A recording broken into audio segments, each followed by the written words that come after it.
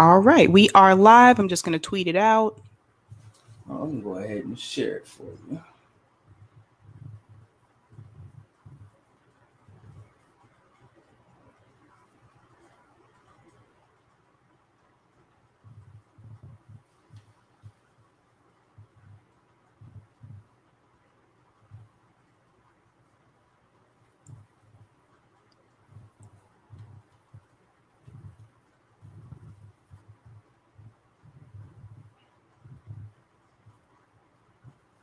All right.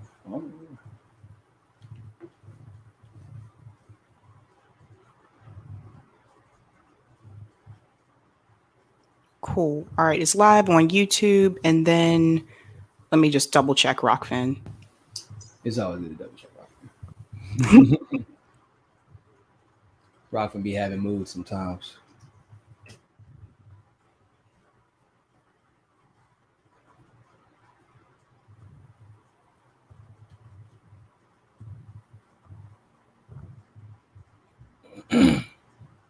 Okay.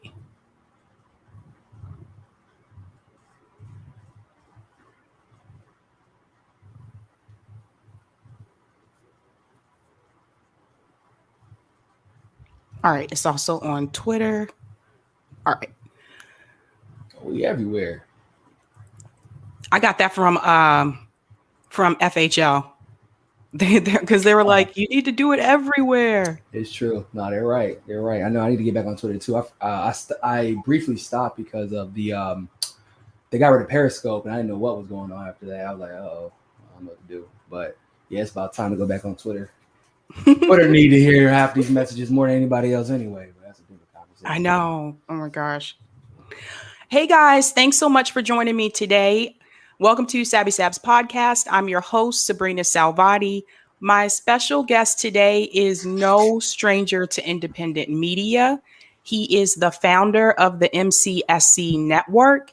He's an activist, and he created the largest Bernie organization in the country.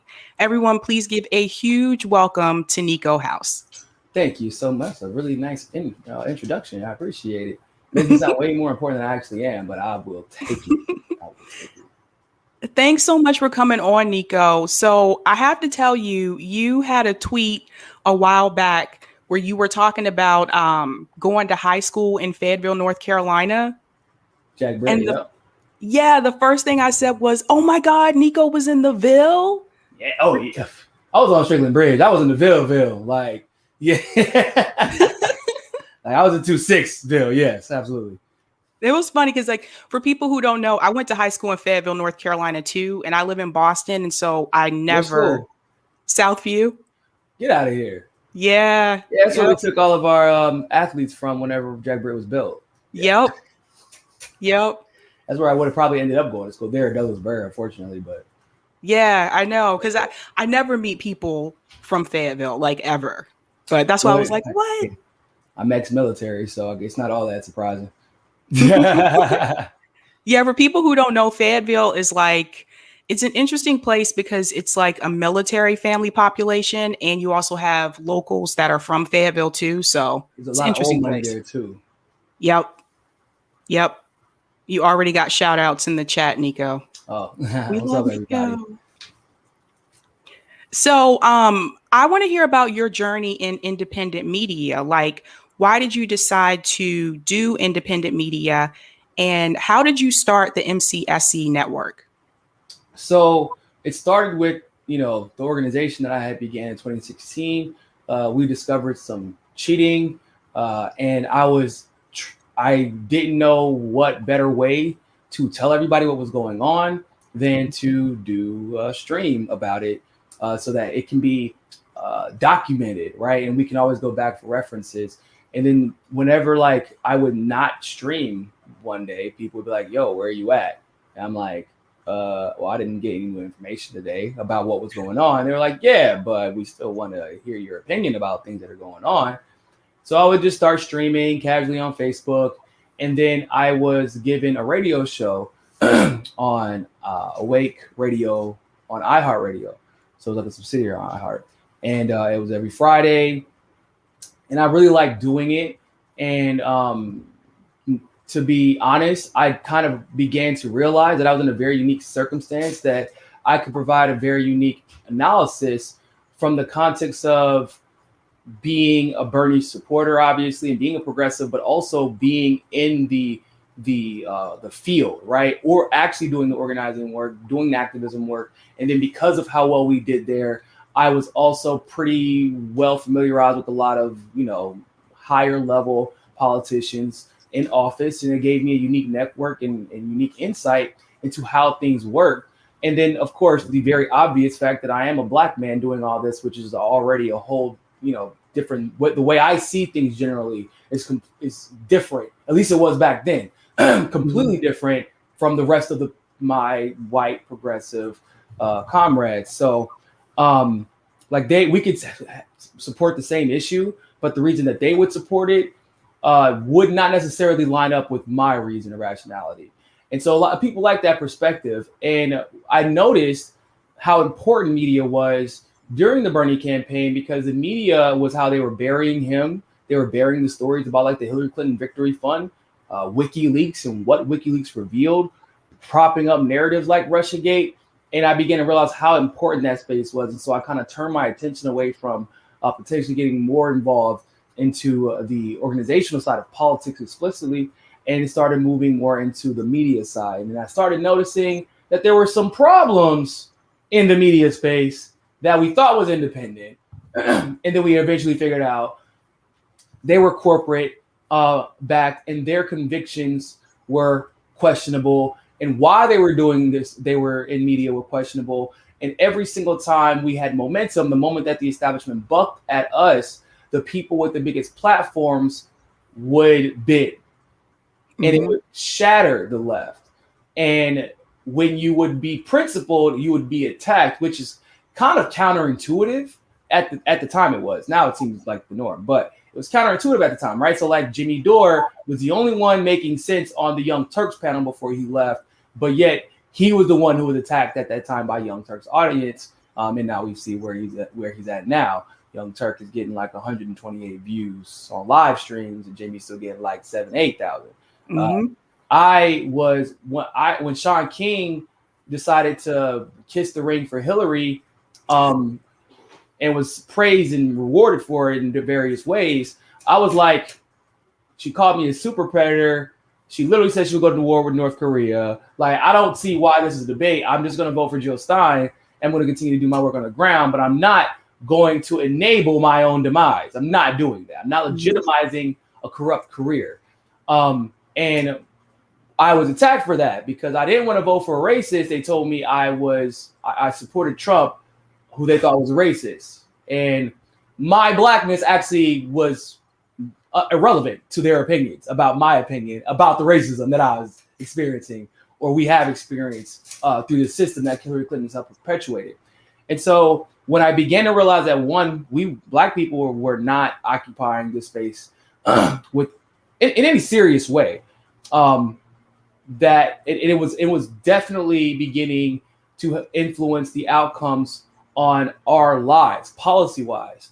Because the only time that I would see that we were in this space is like we had to be attached to some white guy who had his massive platform, or this network owned by a group of white guys who has a massive platform, and we have to say what they want to say. We have to tell their line and their narrative. And if we ever deviate from that, then you'll be crushed and you won't get any opportunities. And you begin to be seen as a bigger threat than a literal segregationist running for president. That's where we're at now. People are okay with, they say they don't like conservatives, for example, because they will assume this one conservative is racist for the mere fact he's conservative. But when this liberal or this quote unquote leftist, who just happened to vote for Bernie, or at least said they did, can be as racist, and it can be verifiable proof of their history of racist comments or controversial comments, or just history of being duplicitous and not being convicted. It's more controversial to have the Black guy on who will say, I won't vote for a segregationist. I don't give a damn if it's the Democratic Party. That's more controversial than having on the racist.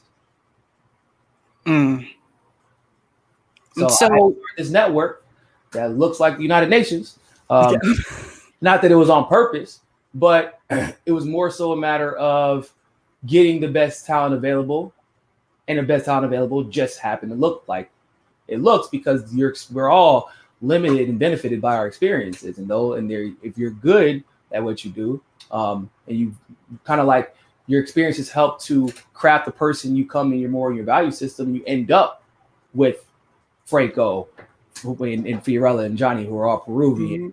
I'm about to say Sabby. Guy, black woman from the LGBTQ community. I mean, everybody, really. We got my friend David, Panamanian, Brooks, have Asian, it looks like what the world looks like based off of what the world's going through. This is my cat, everybody. He just decided to join me out of nowhere. If you want to stay here. But yeah, and so we started the MCSC network to push back against this idea that one, black people and just minorities in general can't think for themselves. Two, that we have to be loyal to any party or even legitimize an illegitimate system. Three, we're built of people who made sacrifices to do this rather than chase. Like nobody went to journalism school to do what we do. But I feel, like I said, with 100% confidence that like Posse and Fiorella and Johnny in their lane, they're the best at what they do. Robbie is the best financial corruption researcher and people like, his work gets stolen all the time by people that some of us would consider allies, and nobody would ever know, but he never even says anything about it because he doesn't want the credit. He wants to do the right thing. Now, obviously, that presents other problems, right? Because then those people, if they want to steal somebody's work, even if it seemed like it's the right thing to report at the time, what else are they willing to do to chase clout? Eventually, that leads to them throwing their competition under the bus. So, like, I created the MCSC network so that we can kind of like address and resolve and call out all the inconsistencies and patterns that we've seen over the last year that have led us to where we're at right now, so that we can hopefully make some positive changes toward the future. Awesome. Yeah, I have definitely noticed that you guys get attacked a lot, especially like on Twitter. I've noticed that. And more than the politicians who threw them under the bus. Yeah. Yeah, no, agreed. I have to give shout out to my husband because he was the one that introduced me to your channel years ago. And he was like, there's this guy, you got to watch him. His name is Niko House. And I was like, okay, cool. And we were already watching independent media. And then he started to play the video. And the first thing I thought was, hey, it's a black guy. Because you just crazy, right? Yeah, like you didn't see a lot of that back then. And we still don't have a lot of black people in left independent media now. But back then it was even fewer. And I'm curious about your experience doing this, especially back then, because I talked to Kamali, Unapologetic, and Nick. We did a panel about this, about Black leftist commentators and our experience. I'm curious to hear about what has been your experience as a Black leftist commentator in this space. Very similar to experiences being a Black person in a white corporate world, right? Unfortunately, when I was coming of age, if you will, in this space, you would get help you would think people were trying to help you. Instead, they were trying to control you or use you. Other Black people, by the way, because you get the crab in the bucket mentality, because there's only, at least perceptually back then, there's only so many spots for a Black guy in this space, right? And so you get people who are pretending to help you, and then when you most need them, or whenever a time is opportune, they try to destroy you or take you down because you're stepping on their toes, even though you're not doing anything but just doing your job. You get people who use their Blackness to sell out, which I'm not saying that Ben Dixon would be the quintessential example of that, but if there was a person, then some people should use him as a reference, is what I'm saying. And then people like him, for example, once again, would make somebody like myself public enemy number one, only because I'm Black and saying the truth, which obviously can interrupt his money stream if a channel like ours ever got that popular and people just did the research on the things that I'm saying. Because I say what I say with confidence, no matter how somebody might feel about it, because I don't question my convictions or my intentions. I also don't question my research and my experiences. At the time, in the independent media space, and it's just all of the space, I had the most experience in politics. I was the only one who had that much experience in politics. If I was a white guy named Steve, I would have 300, 400,000 followers. The network would be off the ground, just be taken off. There were people like, who the hell is TYT? This guy, with all his political experience, literally just started his network, and he's always right. Yeah, no, when you're a black guy, it's the opposite. It's, gotta crush that guy. I mean, hell, look what happened with Ice Cube. He didn't get thrashed for supporting Donald Trump. He got thrashed for saying the system is illegitimate and you shouldn't support anybody. Because when Lil Wayne came out and said he was endorsing Donald Trump, it was a blip on the news headline. And nobody cared after the next day. Yep. Ice Cube and other independent black minds end up getting thrashed even by their own kind because of them saying don't indulge this system or you will keep being treated the same way. But the system has taught minorities to individualize ourselves and think about ourselves and only ourselves in the next pretty title that they throw our way, so that we are more comfortable with selling out, no matter how much it hurts the people that we did supposedly do this to help. Do you think, because I've noticed some things myself probably about a year or two ago, and I started to call them out, and I found that people really didn't want to hear negative things about white leftist commentators. I found that out very quickly. But there were just certain things that I felt like there were like racist dog whistles. I was called an e-gangster in a debate. Yeah, so stuff like that. I noticed that it just seemed like to me, whenever we were talking about issues that were specifically for Black people, all of a sudden it was, well, let's not do that because it's not popular. Oh, but so I'm gonna give you an example. On the Hill Rising, all of a sudden the issue of search, stop, and frisk became magnified only exclusively because Mike Bloomberg, right? How many Black people did they bring on to talk about this issue? Now, I know for a fact that they know me, and now one of them did try to bring me on. I'm not going to say which one, and got basically railroaded for it. But I am from New York. I lived in New York during Stop and Frisk.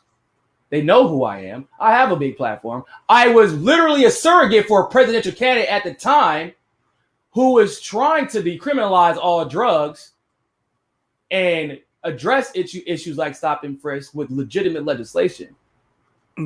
With all of Bernie's little camp, especially the white ones, and the one that they thought was going to fall in line, they thought Bree was going to fall in line. That's what they were expecting. It didn't work out like that, but that's what they were expecting. But with that camp, they were bringing people like not for nothing, like David Sirota. What the fuck does David Sirota know about Stop and Frisk?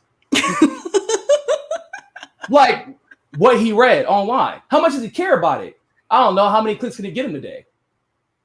Is it going to affect him or his family now, or has it affected him or his family in the past? Absolutely not.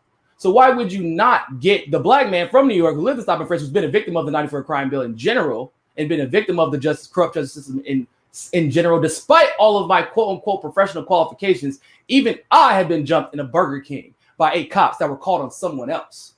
Why would you not get that person? Oh no, because your story might be inspiring. Your story might have other people inspired to listen to you because you have experiences in these things that we say we care about. And so why would they listen to this middle-aged, rich, millionaire white woman about your issues when they could just go to you? And then what happens later if that Black person then is convicted? So now you have to make a choice if you're in the audience. Are they the ones who are correct? Or are these people who keep bouncing from issue to issue, talking about what they're caring about, but never actually doing anything to fight for that issue when it matters the most? Are they the correct ones?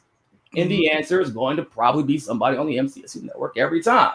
And that's what we see consistently. So now it's one thing when you don't want to bring on Black people, but it's another thing entirely when you're then okay with bringing on racists who pretend to care about white guys, white women, I debated somebody, Sabby. I bullshit you not. She turned out to be, before her transition, a literal neo-Nazi who now claims to be progressive or liberal. And our whole debate was about like forced to vote. And they're like, I just want to get Medicare for all. Oh, that's the best way to do it. I don't, what happened in January 6th was an insurrection and white supremacy is a big issue for me. But then when I would say certain things, she would be weirdly dismissive, uniquely dismissive. White people generally, when they debate me, when they're realizing what they just walked into, they try to be dismissive. But she was being uniquely dismissive. And she said a few things when I was like, okay, if you care about Black issues, then answer that question with skirting. So, like myself, my audience is pretty perceptive. And they decided to go do some research because they were like, there's something off about this person. Goes and research this person's tweets. They were literally a neo-Nazi. After finding this out, after it becomes public news, Nomiki Kans has her on her show.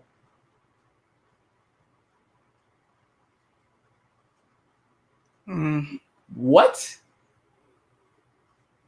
Vouch, a pedophile apologist who has now become the new connoisseur of the N-word, goes on Crystal and Kyle's show.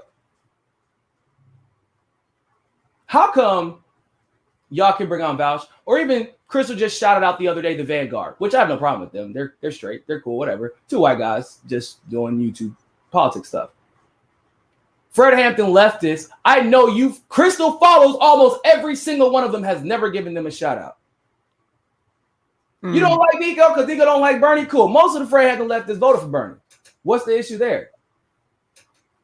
Oh, no. Can't have them talking about their own issues because then there might be expectations for me. I might get called out. What if I say something that's wrong and they challenge me on it and I can't argue with their experiences? Or it could just be, I don't give a fuck about them. They're Black. Yeah, I don't hate them, but it doesn't do anything for me seeing them successful. And they can't do anything for me.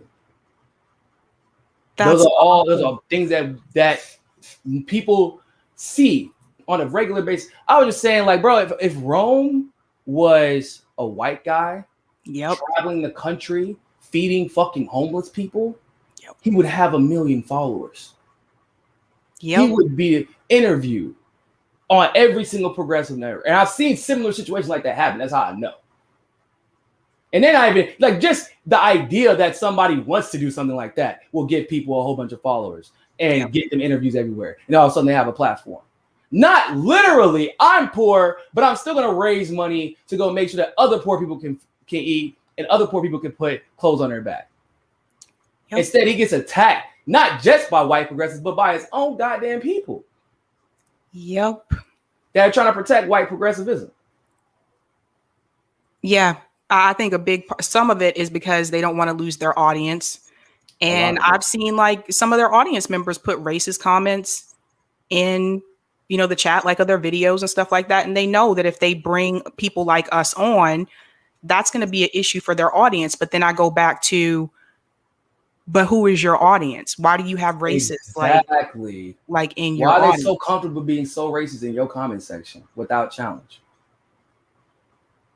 Because you've already set that precedent. Like, if someone in my audience said something that was dumb, like obviously I'm Black, so let's just say somebody said something that was off-putting or stereotypical or insulting about a woman, I would shut that shit down immediately, on camera, live, and there would be no question about it. And I would make sure that anybody else who even thought about that would be so uncomfortable if they felt it, they wouldn't say anything about it. Charlie Marks said, this is interesting. She said, I couldn't believe Kyle and Crystal had that maniac on. Kyle said, because Vosh is intelligent and interesting. No, he's not.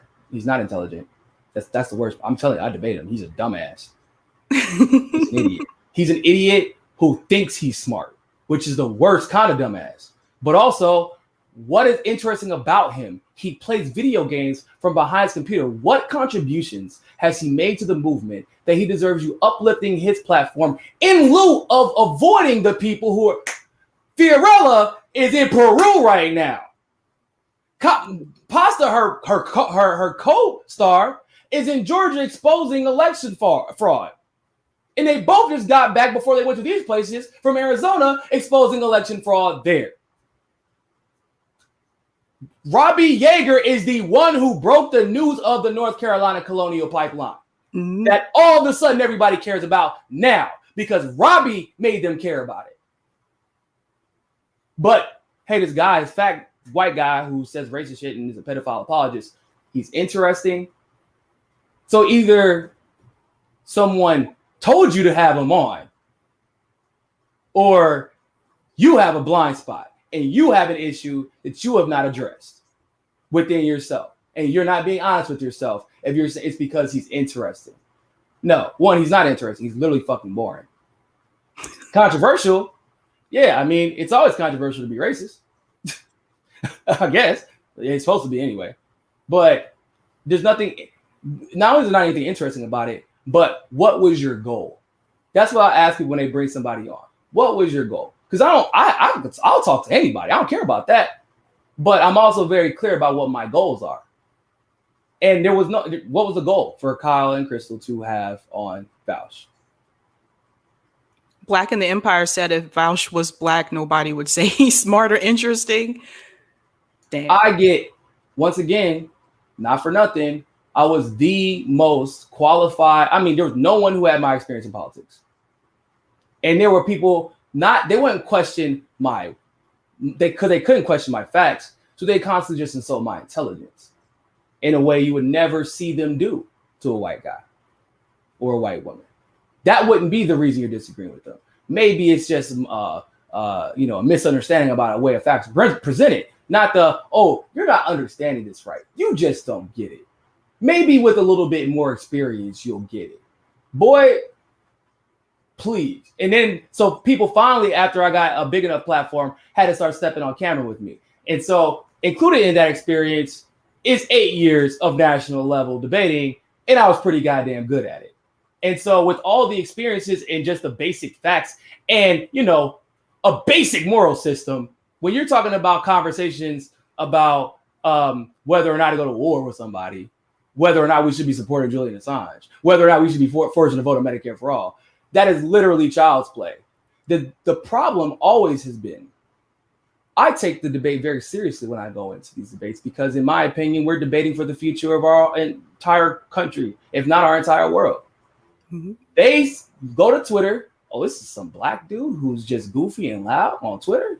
Okay, cool. I know how to go. Don't do no research. Don't take it seriously.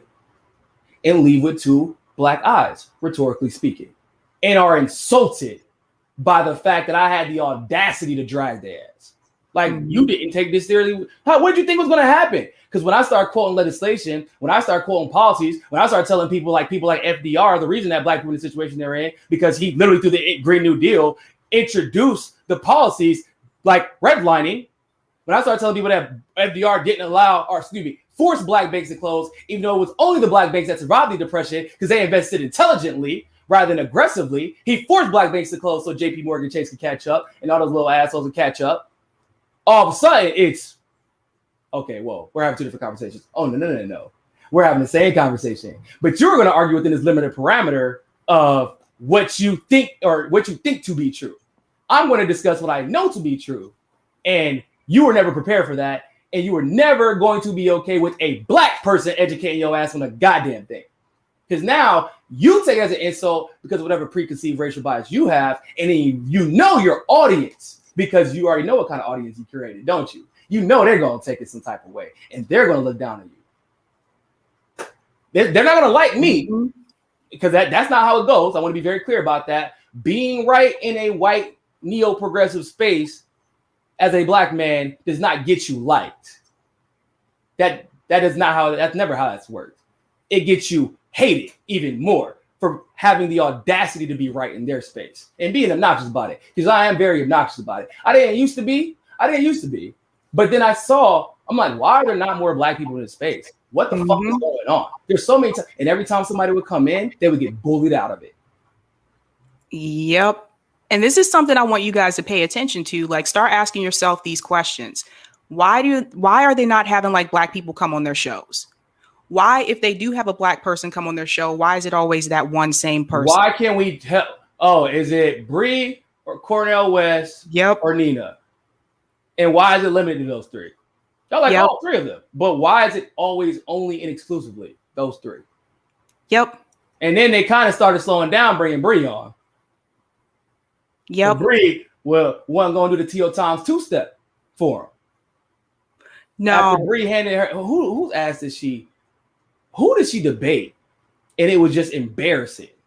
Oh, Sam Cedar? That was terrible. And bro, I was mad. Listen, and everybody like, what are you mad about? Bree she beat us. Like, it wasn't even, I'm like, because he really did not have enough respect for her to come in here with more than one talking point.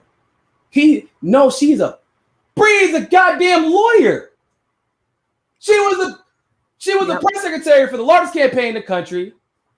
She was a journalist before that. And you came in here with one talking point? That shows the lack of respect you had for her.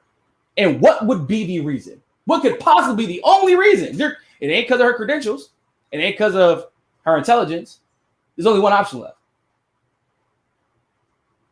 Well, one of the things that was interesting to me, and some of you already know this, but for those who don't, I am now a part of Fred Hampton Leftists as well. But one of the things that stood out to me is that when they brought on Jimmy Dore. Mm-hmm. And say that one more time. The last part. When they brought on Jimmy Dore recently. Yes. They got a lot of heat for that. Really? For what? Because people were like, how dare you bring on Jimmy Dore because he had a Boogaloo Boy on his show, and you're supposed to be a black group. And my thing was, some of those same people had no problem with Vosh going on Crystal and Kyle's show. And this is what I want you to. Vosh is not standing in front of a cop with a gun to protect a black man, which I know for a fact some of those Boogaloo Boys, a lot of them have done, because my team was there for it. So but what's like you said, there's some. It's just the mere inconsistency of it all. Mm-hmm. It's only when it's, and I can tell you guys from experience too. I know some of you heard me talk about this before, but for black women, it is even harder. Oh, I know. I tell people all the time, you want to look at the state of our space for black people. You measure by how many black women are there, and this is maybe even a year ago. They were like, "What are you talking about? There aren't any here." Well, you have your answer. Yeah, you have your answer. Like, it's Bree, and Bree was still on the campaign or whatever at the time, and she wasn't even doing her podcast yet. But it's like, yeah, but Bree also worked for The Intercept. She was also on the largest campaign, but also look how whenever they asked Bernie about her opinion, just like, I'm not going to vote for Biden until he gives me the policies that he says he's going to give us. Mm-hmm. Oh, she doesn't work for our campaign anymore. Yep. That quick. He dismissed her very quickly. And Bree, and not for nothing, the press secretary for Bernie's campaign have always been the one to introduce him at rallies. They do a lot of interviews, which she did do a lot of interviews, but they're much more involved being directly attached to Bernie. But when you are the one who's near Bernie, you get to suck up a lot of that energy too.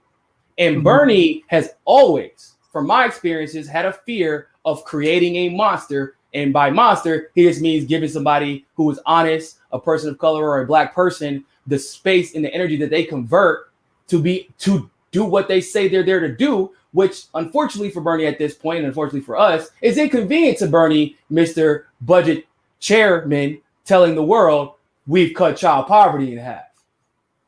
He never wanted to create Bree. Nobody, but they also, once again, why did they think that Bree was controllable? Right. Why did y'all even think that? Where'd you get that idea from? Because you thought because she was nice to y'all that she ain't think for herself. Y'all don't think Bree know how to play the damn game? Bree been a black woman in the law field that's all they do all day. Yep. No, I agree 100%. I know that you've gotten heat from people about talking to people on the right I actually think that's a good idea. I think we need to reach more people.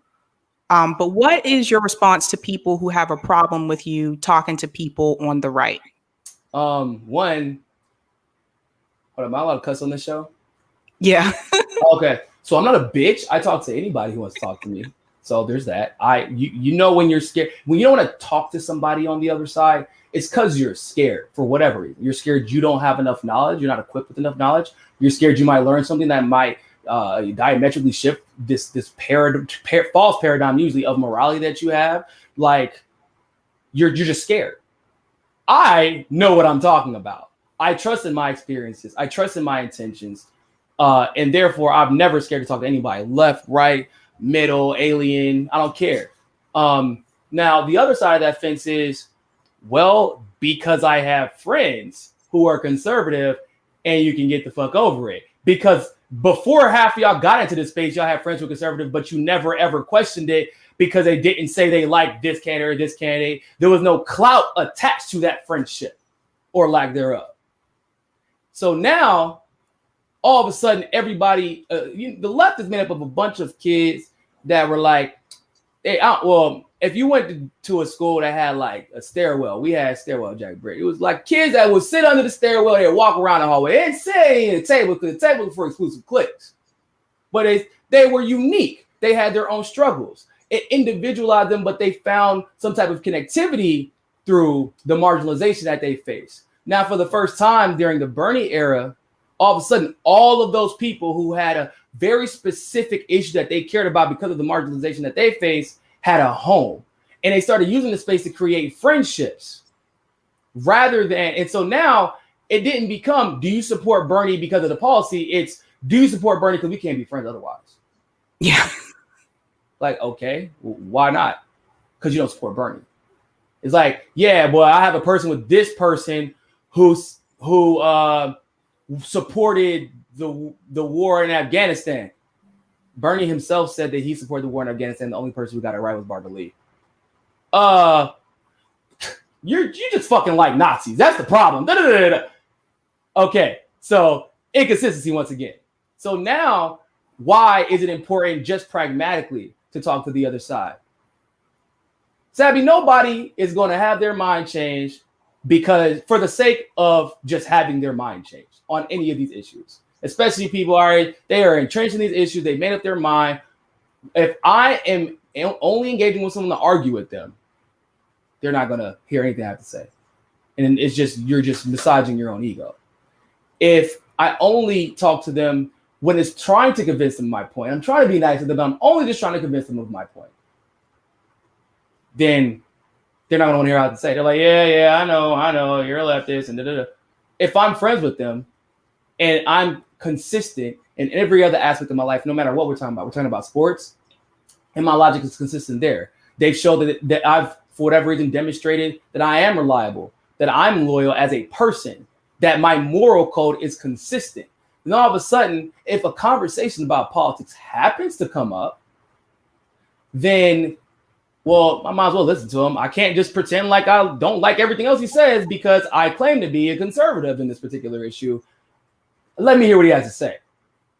So now we're operating on a whole different level of conversation because you're not listening to my political opinion, you're just listening to my opinion, an opinion from your friend that you built trust with over time through various other aspects of your relationship. And there's accountability now that comes with that. Because when people see you, when everybody knows your friends now, well, let me be careful about indulging my brand too much because I don't want to harm my friend who's putting up with the bullshit of just being my friend, despite the fact that I am conservative, and vice versa, by the way, because it works both ways. Mm-hmm. And now, for example, because everybody likes to bring up Jack Posobiec. So I went to a conference called Better Discourse. It was aired on RT Live. My panel was second to last, and it was a headliner for I was the leftist headliner, and then with three other conservatives on the panel. And then his panel, he was the headliner, and he was like the conservative headliner with, I want to say two other leftists on his panel. I had three conservatives, he had two other leftists. On my panel, They were literally, because talking to Jack, having conversation with him, understanding why people think that certain words from the left are dog whistles or buzzwords, which was causing an entire misunderstanding and breakdown in communication. So they weren't even hearing anything else you had to say after that. I said, oh, so if I'm talking to this group of people, don't use this word, say it this way instead. Mm-hmm. Ah, interesting. The panelists were like, okay, honestly, I'm kind of having trouble disagreeing with anything you say. I thought you were leftist. You support gun laws? I'm like, absolutely. Why wouldn't I? You not know the history of the Black Panthers? I said, I know you're conservative. You might like Reagan, but Reagan is the reason that Black people can't use guns in California. It wasn't to stop all white people from having guns, to stop Black people from having guns. You got to know your history. That's the problem. And they're like, what the fuck? They were talk about Antifa. I would be like, well, it depends. What Antifa are you talking about? They're like, what do you mean? I'm like, oh, you don't know the history of the actual Antifa? Like the ones where a lot of their leaders were Black pilots, Black colonels, and that were officers that literally left because of how much they believed in this cause to go to Italy to fight Mussolini, and were highly regarded because of it. And that's the same Antifa where the Black Power fist came from. And I would talk about the level of accountability that goes into having a movement like that, because those Black people and those members of Antifa didn't cover their faces, because especially the Italian ones or the white ones, because then who's going to get the blame for everything? The Black people. And I doubt these people are going to pull their masks down the moment that they get arrested or charged with something. And not for nothing, but Antifa came back when Hitler showed up, even though they were originally created for Mussolini. And I would say, I can guarantee everybody, they're here for Trump. They showed up with Trump. You know why I know? Because Ferguson happened. That was real. They were nowhere to be found. This version was nowhere to be found when activists were being kidnapped and fucking in the dark and never heard from again. They were nowhere to be found. Occupy. They were nowhere to be found. They show up the same time, coincidentally enough, that the Proud Boys show up when Trump gets here. And I said, and guess what? You don't have to worry that much about them, because they'll disappear after Trump's gone too. You have my guarantee on that. And where are they at? Yeah. So that's not a conservative argument. I was at Standing Rock when the water protectors and the Native Americans were being shot with water cannons. A young woman lost her eye. Another young woman lost her arm. They were nowhere to be found. I was there. I said, so don't worry, guys. They want it. If that's your issue, you won't have to worry about Antifa again, because they'll disappear, just like the Proud Boys will. And they both did, because Tario was a Fed the entire time. But that's a different conversation. So it's not like I'm not arguing from a conservative perspective. I'm telling them the truth, and I know how to phrase it, and I got better at phrasing it for that audience because Jack trusted that I wasn't full of shit and that my intentions were honest and that I'm trying, and vice versa. Does that mean we always get it perfect or agree? No, we have discussions and debates on things that we disagree on, respectfully though. I don't assume bad intentions, and he doesn't assume bad intentions of me, so that we can finally get down to where we agree. And that doesn't mean we are going to actually influence each other's opinions. But by the end of his panel at the same conference, leftists were walking up to him and apologizing to him because he sounded like the most leftist fucking person on the entire panel, literally calling out. He's like, yo, no, you're not going to say AOC is violent. You want to say she's duplicitous? You want to say da-da-da-da? That's not true. You're gaslighting, and it's just another way for the media to try and discredit illegitimately, what we or anyone else is trying to do. In the same way you just said, the neoliberal media does the conservatives. That's inconsistent. See, this is what we need to get out of the duopoly. That's why we need to work together. It's not us versus them. It's us versus the elites. Like, go in the fuck off. Because at some level, and with me too, there's accountability. My guy is over there watching me. And we may not agree on everything I have to say here today, but I'm not going to let him down. And that came through friendship, not through politics.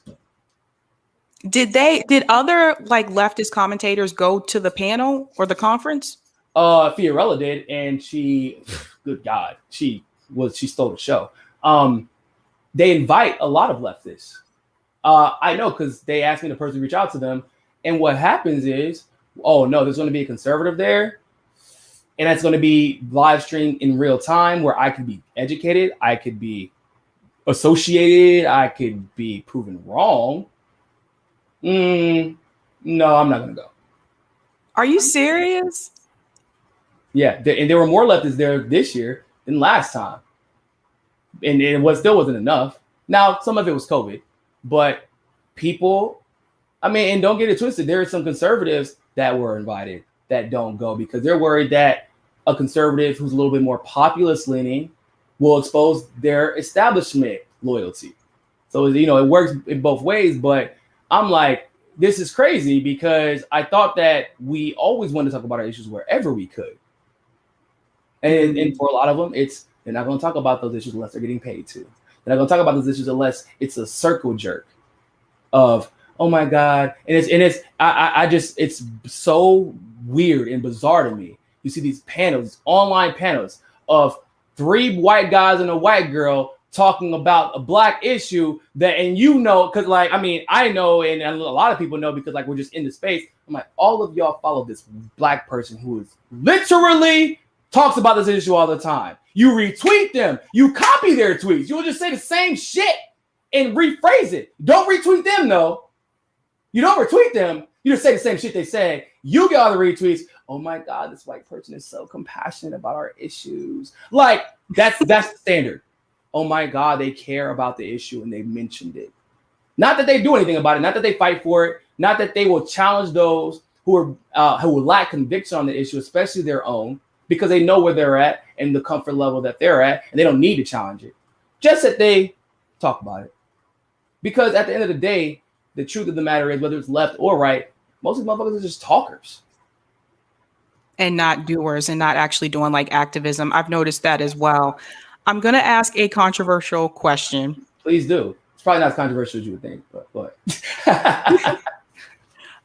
From your experience, do you feel that some of the leftist commentators,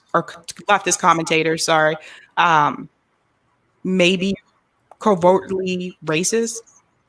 Hold up. I thought you said you want to ask a controversial question. That's not. No, not.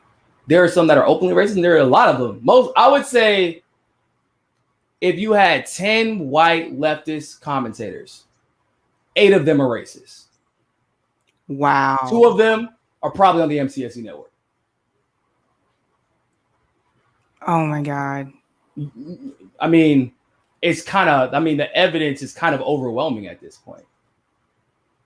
Just not because it's not just about the insults. It's about who they focus on, which is super weird. There's usually a person of color or a black person. It's the way they insult the person, right? Like, it's not just like, oh, we disagree. It's just Jimmy Dore is, oh man, he's angry. And it's with Jimmy Dore, it's a class thing with Jimmy. And it's very obvious. They think that he is unworthy to be this famous, for being honest. With myself, the way I get talked to, it's insults to my, like I said, insults to my intelligence. And this thing, so for example, when I worked for Tulsi, regardless of whether or not she had her issues, if people couldn't see the unique way she was being attacked as compared to anybody else, you lost the plot. And some people knew this, and some black people knew this, and still indulge in the white Bernie fucking hate brigade, because once again, that Bernie clout is different, and you got to play the white progressives game to get that kind of clout. And you would see things like, I don't know. I just don't trust her. First of all, not only is that a trope against minorities, that is a specific trope against women. You don't ever hear no shit like that about white men or even white women. Anna Kasparian would say shit like that. Emma Vigilant would say shit like that. Oh, surprise, surprise. One millionaire and one from an elitist family who used to be in Elizabeth Warren's pocket. Both of them working for the large progressive network, who just took $20 million from the large Democratic Party donor. Wow. And she would say, Anna Kasparian and Emma, Tulsi isn't progressive. Isn't progressive. Not isn't progressive because when she would try that, it never worked out well for her because she just didn't know the facts. But isn't progressive. You have to leave it open-ended. Why? Because there is the assumption that it is okay to distrust what is unfamiliar to you, and that it's okay. Because all of us have already agreed on this, that it's okay to treat them like that. Okay? So you must hate Elizabeth Warren, right? Oh no, I love her. She's absolutely progressive. Second most progressive candidate in the race. Excuse me? How? Based off of what? Off of literally anything. Powwow Child Elizabeth Warren, the one who plagiarized indigenous recipes and put it in a fucking cookbook, and then pretend to be indigenous to get jobs, to profit herself, only to throw the indigenous people under the bus at Standing Rock when she was eventually challenged on the issue. That Elizabeth Warren? But those are indigenous people. Why do I care how they were treated? Mm-hmm. How they were treated is unimportant to their analysis of whether or not they consider somebody an ally, because they don't give a fuck about us. It's never been about us. Standing Rock was I talk about Standing Rock often. My entire network, we bring that shit up probably once an episode for any various reason, because that shit hurt seeing that. Mm-hmm. Being there, that was the coldest I ever been in my life. And I didn't even live there. I could go home. That shit will be ingrained in my brain for the rest of my life, what I saw there. The positives and the negatives. They stopped talking about it after they stopped getting clicks from it. Yes. Because it's, and that's just like stop and frisk, just like the 94 crime bill, just like redlining, just like Kamala, just like, not for nothing, the way Bernie threw black people under the bus within his own campaign. And they know, and they see it. Just like I used to tell people, I'm like, yo, Tulsi sacrificed her career for Bernie, and all they asked her to do was be consistent. Can you at least show her the same type of love? And he would throw her under the bus. And I'm like, so y'all think that this person that he was friends with, who worked on his campaign, who sacrificed her career, who she was literally called the anointed queen of the Democratic Party. Like, all she do is shut up, wait for Hillary to finish, and she would have been the next president. And he knew that. Quits her job as vice chair, does the right thing, supports him, and he could throw her under the bus. And he knows her. His wife is still friends with her. Tulsi and Nina still talk all the time. What the hell you think he's gonna do with the rest of us, who he has no name to match any face with? We're just little followers that throw our hands up and praise Bernie. And why was it so easy for him to do that? And why, ladies and gentlemen, why was it so easy for him to forgive Elizabeth Warren for throwing him under the bus, but he had so much animosity, it seemed, for Tulsi for running? Because how dare you have the audacity to run in the same race as me when I gave you your platform?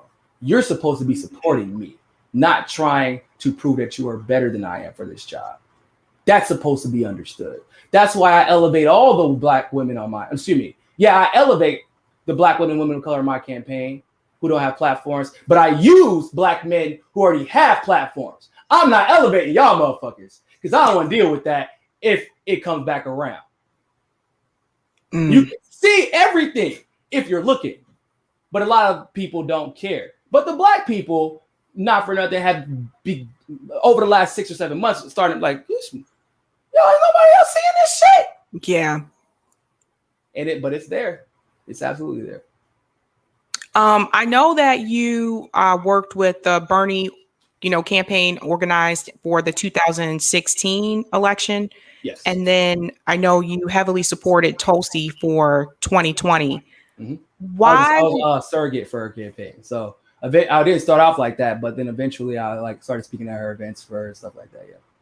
What was it about Tulsi's campaign that made you say, you know what, this time around, I'm not going to back Bernie. I'm going to back Tulsi.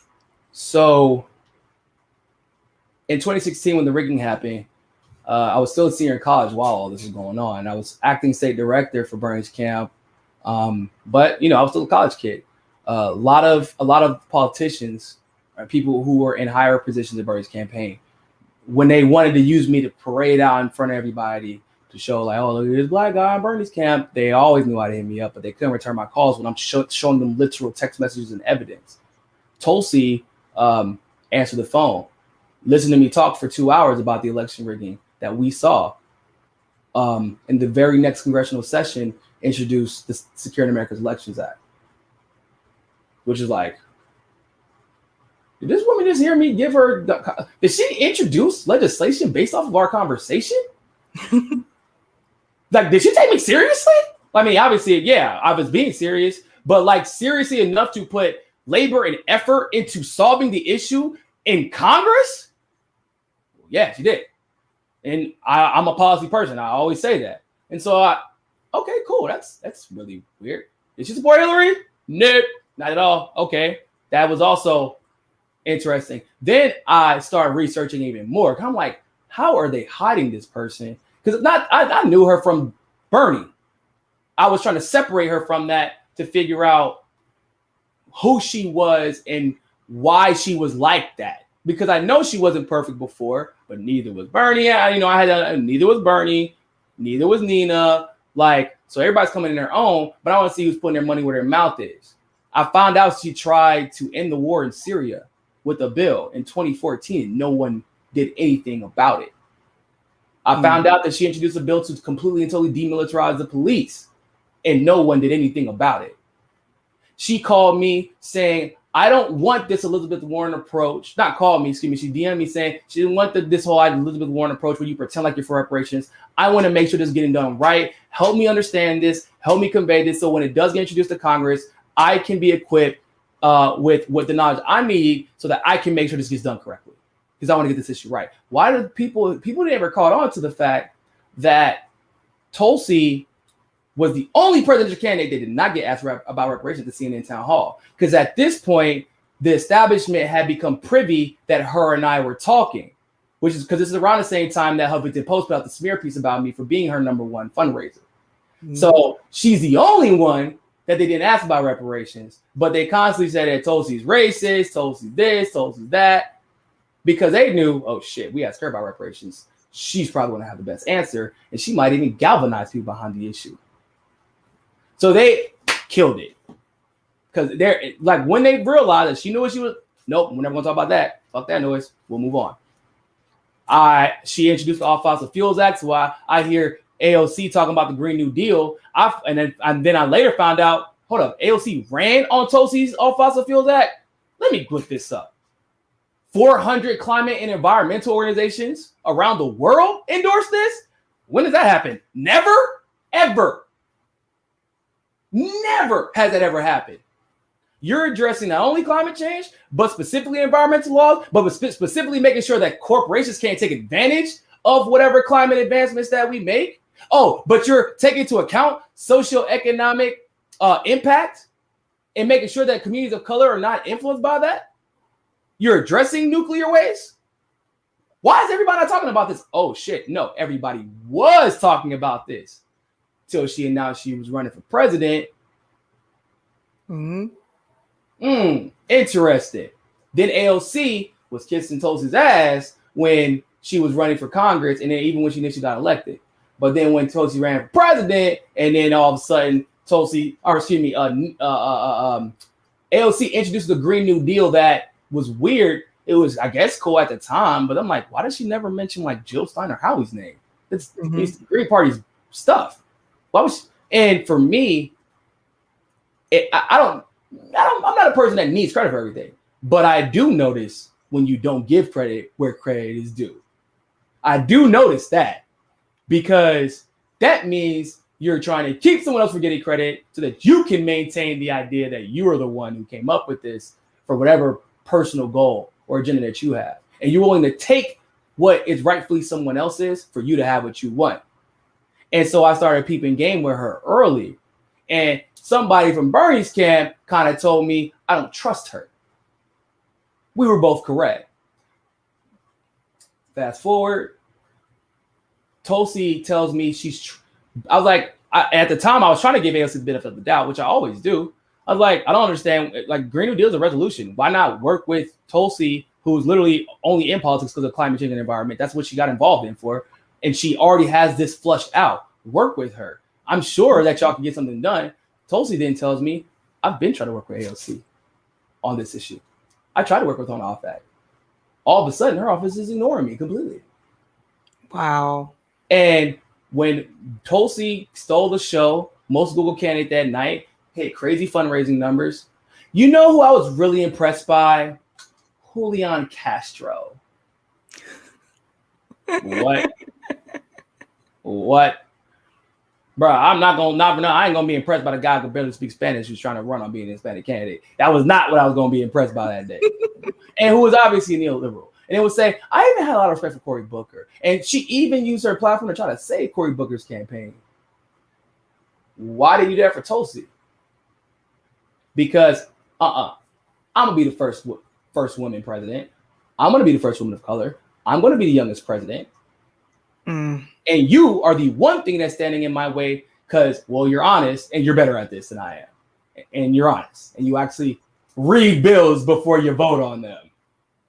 I know that's not a popular thing in Congress at this point. So the bar wasn't very high for her to be a congresswoman, but it was clear that there was an attempt by AOC to, she's like, hell, eventually she realized, you know what? Biden wins. I can still be the first female president.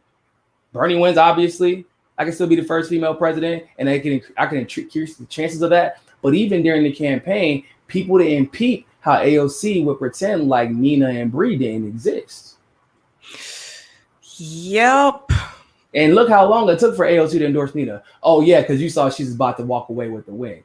Oh, it's like guaranteed at this point. And then you finally endorsed her. Just like with Bernie, it took how long for AOC to endorse Bernie? And everybody like, but it's because he was at his weakest. And that's so basic. No. It took her 10 months.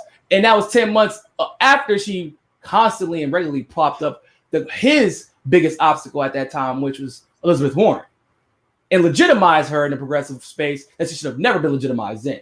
So eventually you got to Bernie, and it wasn't at his most vulnerable moment. First of all, if you know anything about PR, that's a PR dream. Mm-hmm. That's a marketing dream. I'm going to come and save the day and save Bernie's campaign. Bruh, not a single person changed their vote because Bernie got a stent put in his heart in a non-invasive surgery. Not a single person changed their mind because AOC, but it made AOC look really good. It got her a lot of money, and endorsements work differently, at least they did at that point, than they used to. Endorsements are how you legitimize yourself, not how you legitimize somebody else. That's what they were operating for. That's why Sunrise Movement ran by children to fight climate change, taking a bunch of money from George Soros and other billionaires who are anti. All of a sudden, we got to vote for Joe Biden. Yeah, but he said nothing will fundamentally change. And he said, look at me right now in the camera. We will not ban fracking. Yeah, but Trump won't ban fracking, so we got to endorse him. Okay, I don't think you hear what I just said. He's not going to ban fracking. He's really not going to do anything for the environment. In fact, things could actually get worse. But Trump's banned the environment. It's because it's not about the issue. It's about clout. It's about raising money. And all of that requires for you to not figure out who's really good at this and what work they're doing. And I'm gonna be honest. Most of the people who are the best at this shit are Black or a person of color, and a lot of them are actually women. Yep. And they're the ones who are blacked out the most. It's always the people you go to the show. I can't tell you how many times I've heard, how have I never heard of you before? Yep. I'm like, I don't know. They're like, they go look up my credentials. Like, bruh. Like, I'm like the first 3 pages of Google. If you Google Niko House, it's everywhere. It's just me and all the work that I've done. Like the Huffington Post takes time to smear me. Daily Beast takes time to smear my entire fucking team. People dedicate their entire day to attacking my team. How do people not know who we are? Or no, more so, they don't know what we do. But for some reason, we're still just important enough for people to dedicate their entire lives to attacking us. Mm-hmm. Because in between there, you find the truth, which is we don't want people to know what you do because we know how good y'all are. And that can stop our money flow. Wow. Yeah, I remember when Benjamin Dixon pretended like he didn't know who the Convo Couch was. And Anna did the same thing to me until she couldn't anymore. my God. Yeah, we went back and forth on Twitter. I'm like, and I'm not about to argue with you on Twitter. I'm buying a plane ticket right now. We're going to California. We can debate on camera. We go on that platform. I'm not doing this with you. She went dark for that entire trip, by the way. Didn't see her. She didn't tweet. She didn't go on live show. And then when she finally went on the live show the day after I tweet, or the day of. So I tweeted that morning. I was back safely in Florida. That night, she went back on the live show. It's like some random day in the middle of the week. Oh my gosh. Yeah. So, I have two more questions for you. The first one is, some people say that unless you are attached to TYT, then you don't really get the recognition that you deserve. Do you feel that's true? Yeah, it used to be that more so back in the day. Less so now, more so back in the day. However, there is still the latent, I don't know what you would call it, but basically, it's like if you were once attached to them, you're still considered more legitimate, even though they've been wrong. They were considered dishonest. You didn't have the clairvoyance or the discernment to tell they were clearly bullshitting, but we still think you're more legitimate than the person who's right about TYT the entire time. We just don't like them. We just don't. Because it's everybody bases their decisions and how, not everybody. Well, no, literally everybody. It's just some people is less to a degree than others, but it's all ego based, even if they don't know it. You are more mad that this person was right and you were wrong than you are about the fact that that person was deceiving you. TYT was deceiving you. Emma Vigilant or Anna Kasparian or Jordan Sheridan or any of these people were trying to deceive you. You're more mad that this other person was right and you were wrong, that you picked the wrong horse. And not only that, it gets into the other layer of, and that person is black and had the audacity to be right. Mm-hmm. How that black person knows more about politics than my favorite white commentator. Oh my God. That's not good. Fuck them. We didn't attack them so nobody hears that, because I still like this commentator. So I need no one to know who this black guy who was right about me being wrong, because I still like the commentator and I need them to still be successful. I do not want to be known as being wrong. And I will do whatever I can to protect that. Because it's not, once again, never been about the issue. It's for most people. It's changing. People are waking up. I have, our whole network really has a bunch of people who reach out to us and apologize on a regular basis. And I think especially the ones who actually will DM me personally or tag me directly on Twitter and apologize, because that takes a lot of humbleness and integrity to just be like, yo, I was flat out wrong.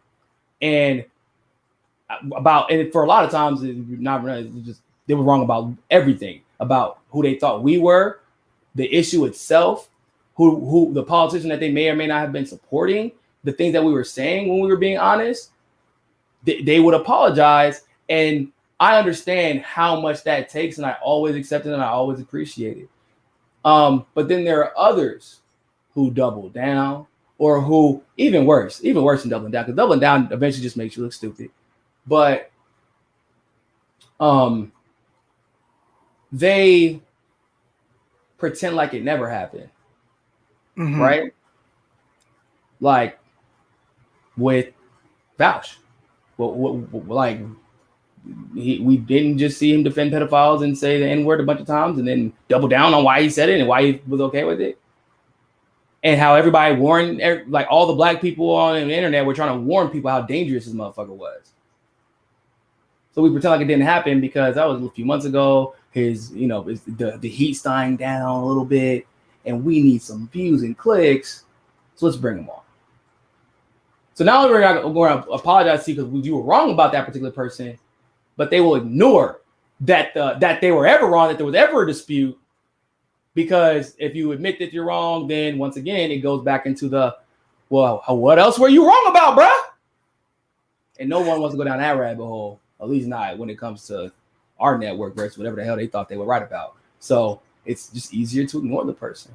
And to the person that asked me the question about the lawsuit, it only bothered me because there were people who would cover the lawsuit and then take credit for what we were doing and what I was doing, what I had done. That was the issue. That was like not just the being ignored part. Like Jared and Liz are lawyers. They have their own law firm. Who the hell am I? I'm just trying to get this out there as much as possible. Jared and Liz, whenever they would like, well, who do we contact about the lawsuit for an interview? They're like, go to Niko. We'll be glad to go on too, but you need to go to Niko. They would always tell people that Jared put me in the book and all that good stuff. And but there was somebody who literally went on RT when they were like, oh, do you know anybody who does, about the DNC fraud lawsuit? Yeah, I mean, I do. Me and this person at the time were friends. He would get his information about the lawsuit from me or Jared Liz, but usually me because I was more accessible. I found out he went on there to talk about my lawsuit from RT when I watched it on YouTube. And he butchered it. And he didn't even tell. Because if he would have told me they get invited, I'm like, yo, that's dope. That's awesome. Getting up. But he went out of his way to not tell me. Because it was more about getting the clout from something he had nothing to do with. And once again, it was okay to white progressives that I was getting frozen out of something. Because, whoa. I know we be talking about fighting the revolution. We're communists and we're anti-establishment. We're Republican. But this motherfucker actually got up and gave up Harvard and gave up his life to move, be homeless, to fight for this shit, to hold people accountable for stealing our money and cheating the candidate that they supported for work for. He actually went out and did the shit, and he's really good at talking about it. No. And then people might expect me to be out there fighting for shit. Can't have that. Especially because everybody knows why I was so passionate about. Because these issues affect us different, right? Every day. We don't get to hide behind our cameras, hide behind. Somebody asked me, and this is not obviously nothing against the LGBTQ community, but they said, "What do you think is harder, being a black person or being gay, or is it equal?" I was like, "It depends. It's a gay person." And they were like, "Oh, let's just say it's a white guy or a white woman." I was like, "Are you kidding me?" They're like, "What do you mean?" You get to walk around pretending you're not gay, and that sucks. It sucks that you even have to do that. But you can do that until you're powerful enough that it no longer matters.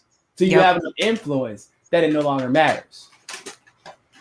With being, there's no hiding. People might not like you because of your sexual orientation. People don't want to kill you because of it. Right. I'm so glad you said that, because we have commentators talking about how intersectionality is not a thing.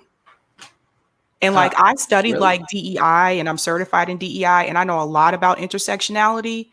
And it's just one of those things. It's like, again, if you don't sit at those intersections, if you're not marginalized, if you're not a part of those groups, you don't really understand. It's hard, and it's hard to, right? But it's becomes a lot easier to do so if those people who are going through those struggles are actually being elevated and uplifted. But there's always the baby, come here. Oh, but there's always that, once again, that attempt. And then because of the limitation of that space, you see what you see in every other profession. Eventually, when they are scratching and clawing, why am I not getting recognized? They start attacking their own. And then the one who's doing the attacking illegitimately for clout, that one usually starts getting uplifted by the white male progressive, because now you're serving our goal. And now you work for TYT. I'm not saying, I'm just saying. Whether it be Ben Dixon, Sean King, who gets paid from Black Death. Yep. And while simultaneously smearing and attacking and trying to crush Black women. Like, those are the ones quickest to destroy their own. Those are the ones who eventually are the ones who are elevated. And that's not a coincidence. It's a methodology to this. Yeah, Ben Dixon blocked me on Twitter at one point. I don't know. I think I might have said something. He is a preemptive blocker too. Once he figures out you are a Black person who is consistent in principle, he will block you in advance. Because he knows eventually you're going to see his shit. And, if a white person calls him out, he can just call him racist. That's what he does to Jimmy. If a Black person would call him out, he's not like Ben is not a smart person. I don't know if anybody's figured that out yet. He's not smart. He can't argue his points well. So if you know what you're talking about and you're black and you have a platform, you are an immediate threat. Because and if you want to know what it might look like if that may happen one day, ask how that shit went with Brie. The first time he got caught slipping, it did not go well because he had never been in a situation where because he can't just block her. It's Brie Joy Gray. If she's talking, everybody's still listening. Okay, well, I can't just avoid her either. All right, I got to engage her. Let me get this all wrong and then blame it on this and then talk about how black I am and then say Bree's Uncle Tom. That's the tweet right there. That's it. Like, you clearly had no idea what to do in that circumstance because you had spent so long avoiding it. And for the most part, you've been pretty good at it until it happened and you couldn't avoid it. And your career has pretty much been done ever since. All right, Niko, my last question for you is, where do you feel you stand politically today? I guess the same where I was before. I'm an independent. I'm a left-leaning independent, but I don't believe that I do believe in a multi-pronged approach to the changes that we need in this country. But I'm no fool. Like, this system is illegitimate. You can't expect change through it. You can scare the hell out of them by getting out to the streets and organizing and fighting so that eventually they start to budge. But like, if you think that you're going to vote your way, I mean, I don't know if anybody's been reading the news that has been coming out just the last few days. We just found out that Anthony Fauci is out here. He briefed everybody that there's a huge chance that the Wuhan lab theory was probably true and everybody should be prepared for that. Right. And China, of course, denied it on their end. And which was like, okay, that's weird, but it's right there. And Chinese people that worked in the lab are saying this. And then you like begin to take a step back and realize, hold up, y'all motherfuckers both are responsible for this, aren't you? Because China has loose laws that our capitalist society takes advantage of on a regular basis. Everybody knows where these damn iPhones and Androids come from. We're not stupid. For everybody who thinks that China isn't capitalist in any way, once again, it's because you don't really care about what they're doing in countries like in Africa, in the Caribbean. You don't know what they're doing because you don't care. So you get behind these talking points because you think that the world is just Hegelian, like it's A or B. No, you don't become an economic superpower by being honest. One. Two, the reason that everybody's pointing the finger, usually when that happens, is because all of them are guilty.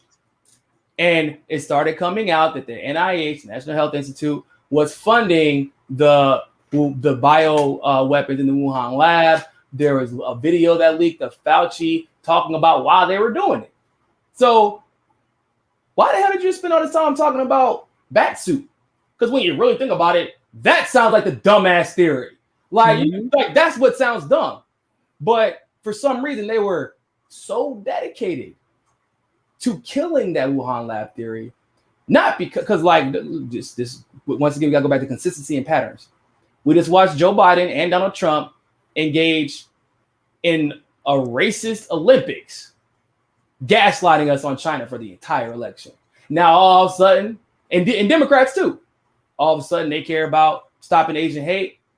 All of a sudden, bringing up a lab, because I didn't give a shit if it was in China. I'm talking about the lab. I don't care where it's at. Yeah, but if you say Wuhan lab, you're racist. And not for nothing, that's the worst you can say to a black person, because obviously we have our own history with these Asians that isn't necessarily the best. So look at where we're at right now. Look at how they told you it's about saving lives, but never brought up ivermectin. Look at how they told you it was about saving lives, but never brought up interferon alpha 2B, which helped Cuba and many countries in Africa defeat COVID. Arnie, get out. Sorry, talking about cat. Defeat COVID. But almost a year ago. Look at how they tell you it's about saving lives, but can't give you the money to pay your bills, get your food, but can give the military-industrial complex billions and then try to sell it as a COVID relief bill when it was an appropriations bill. Look at how they'll tell you it's about saving lives, but got caught lying about hydroxychloroquine, got caught fabricating a study that got put in the Lancet, which is one of the most popular medical journals in the world, then had to get debunked by a Harvard MD. And after all that, CNN had to turn around and print a retraction quietly. They printed the retraction quietly, but had no problem being loud about smearing a drug that's given to old people all the time for rheumatoid arthritis. And all of a sudden, it's deadly. They don't care if we live or die. They don't care. And this system, I don't all of a sudden, because I do believe in COVID. Absolutely. My friends have had it. I know people right now who don't have a smell from it. That don't mean I'm about to believe a goddamn thing that comes out of the pharmaceutical industry, because it's the same pharmaceutical industry who told me that smoking weed was going to kill me one day, Sabby. A lot of weed. I ain't dead yet. They're the ones who told us that weed had no medical. They spent decades upon decades lying about this, while simultaneously giving us medicine that eventually was giving people cancer. Mm-hmm. I mean, Pfizer, who they gave the most money to, is not even like 5 years ago, Sabby, I bullshit you not. The government just sued them over medical healthcare fraud. The same motherfucker that just gave them $32 billion. Well, Johnson & Johnson too, because I was like, didn't your like baby powder give women like ovarian cancer? Why are you creating a vaccine? Exactly. Exactly. Why would I? You know what? Maybe it isn't nefarious, but now you're so goddamn stupid. I don't want anything to do with y'all. Why would I want? You know what I'm saying? Like, it just doesn't make any sense. We just found out yesterday there's a vaccine in India where 93%, no, was it 93 or 98? No, 93% of all the cops in that department took the vaccine. They just came back. 2,500 of them tested positive for COVID after getting the vaccine. 2,500 of them. And almost all of them took it. So why isn't this making the headlines? The FDA, former FDA commissioner, was the one who came out and revealed all the stuff about Fauci, not on Fox News, not on OWAN, not on Ben Shapiro's show, on CBS, on a Sunday interview. It got buried. I just covered it yesterday. Or day before yesterday. It was literally buried. I will Google Fauci good lip interview. Nothing will come up. Not only would nothing, it would either be articles praising the Fauci for your email leak, like, oh, this proves Fauci was great. That, or nothing else that came after May 16th of 2021. Nothing else. And I would Google different combinations of it. I know not to use Google, but I'm trying to figure out how the hell is anyone supposed to find about this? Because Google censors it. And then most of the people who would report on this are on YouTube. But YouTube is Google, and they censor it too.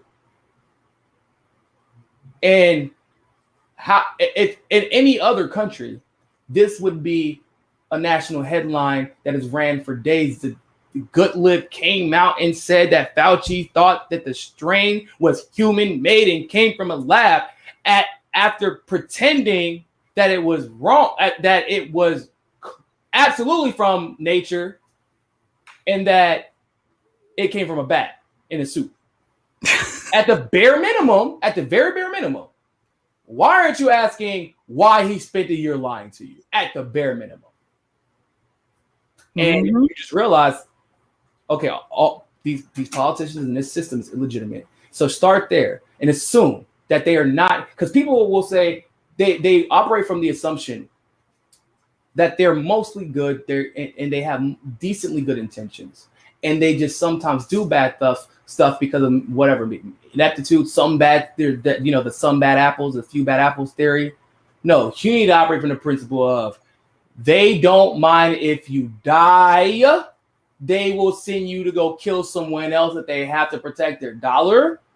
They only speak to lie unless it's to protect themselves, and sometimes to protect themselves, they might tell the truth. And if there is something good that may come out of this system, it's only by accident or happenstance. not because of any altruistic reasons. And if you cannot bring from that perspective and standpoint, all of a sudden everything becomes clear. It becomes blatantly obvious.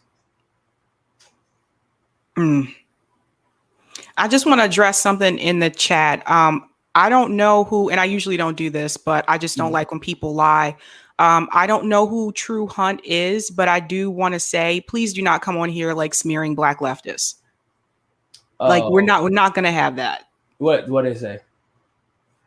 Just basically talking about how Niko, Ben Dixon, well, I don't care about Ben, but FHL all make their money from white gays. None of them are promoting reparations. That's this stuff is not true.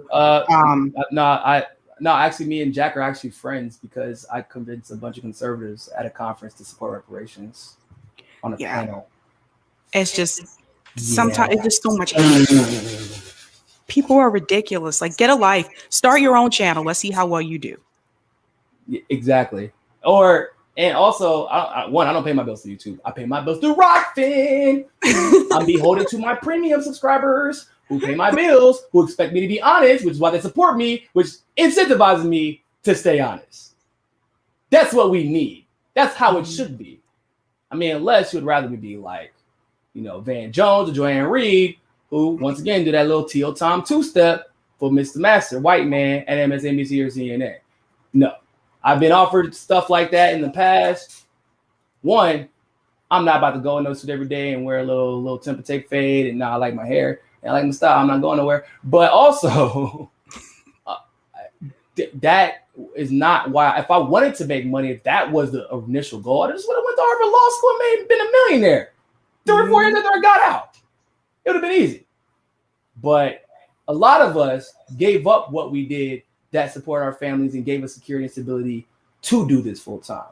And basically everybody in our network falls into that category. Yep.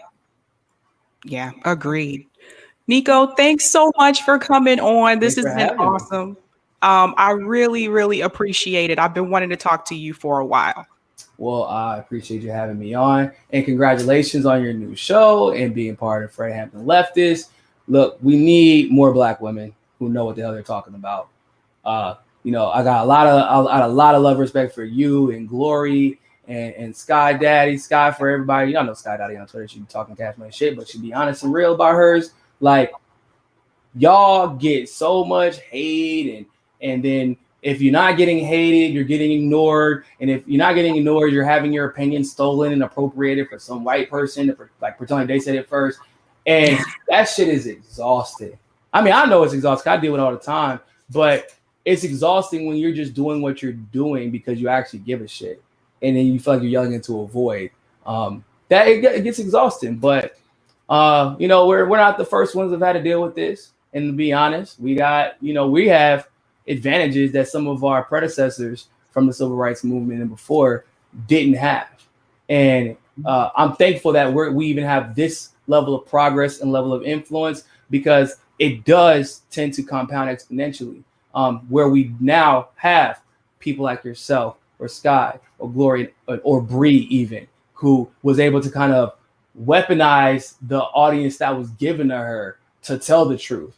And so now we're entering into a new space where people are kind of starting to see through the bullshit, and we need Black women there, women of color there, Black men there, Black networks there, to tell our story the right way, rather than let other people co-opt it and become millionaires just to turn around and tell people to vote against our interests. So thank you for doing what you're doing and staying true to this. Thanks so much. Bye, guys.